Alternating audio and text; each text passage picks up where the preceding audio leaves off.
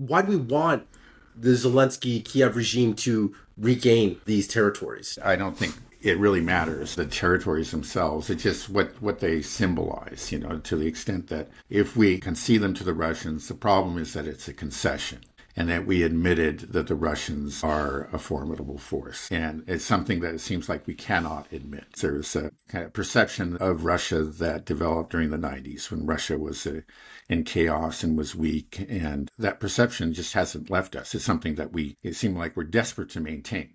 It's almost as if, the way that, again, we talk about in negotiations is just that, okay, well, we'll lay down the law and the Russians will accept. Because back in the 90s, that's how things worked. The Russians didn't like a lot of the things we did, but they just had to accept it. And it's almost like we think that the Russians, the problem is that they're not acting the way they're supposed to. They're supposed to be acting like they did in the 90s. And they've got this momentary sort of fit of let's say, insanity, where they think they actually have real power and they can do what they want. And they'll wake up and they'll realize that they're the same old, pathetic has-been that they were in the 90s, and they'll just accede to our terms. And it almost seems like that's the idea that we have. Otherwise, how do you explain the approach? But it clearly isn't going to work. It's just not. That's the main stumbling block, is that we can't treat them as equals. We can't treat them as, a rival that has its own interests that need to be respected in that part of the world. If we did, if we had earlier, the war never would have happened, of course. Because, again, acceding to their demands, actually negotiating in good faith, is to admit that,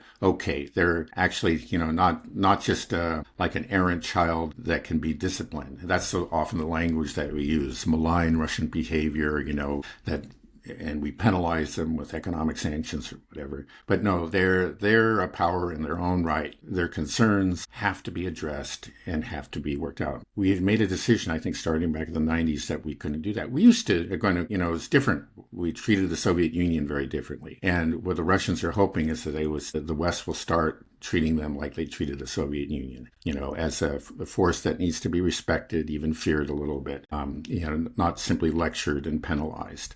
But we just can't seem to get out of that mindset.